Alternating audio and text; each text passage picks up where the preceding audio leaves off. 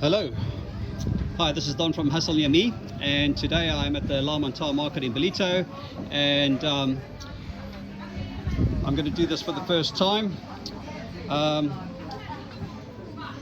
Hallo en wie is ek met vandag? My naam is Magda. Van Mooi Kreatief. Ek doen allerhande naaldwerk items, ek hikkel en ek brei.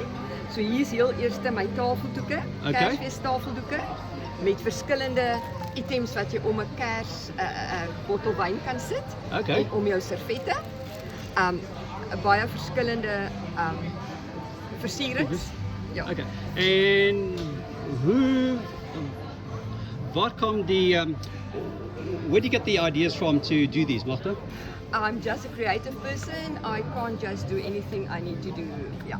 So seeing a picture and doing something like that. Okay. Ja. Fantasties. Okay, en wat het ons hier?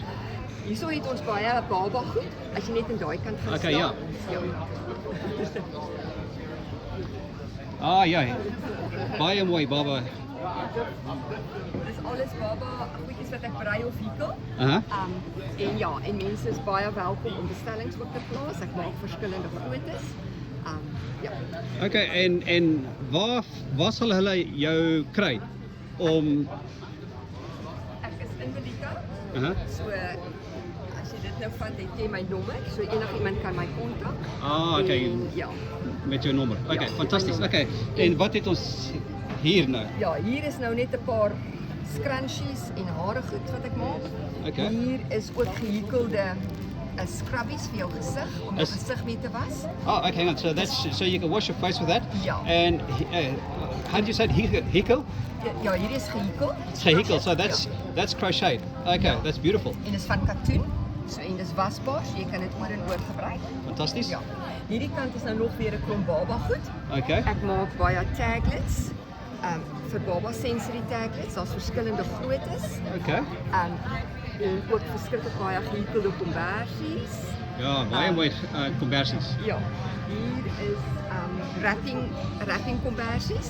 Okay. En hierso is byvoorbeeld flenny kombersies wat ook dis maar meestal wrapping kombersies, gebreide kombersies.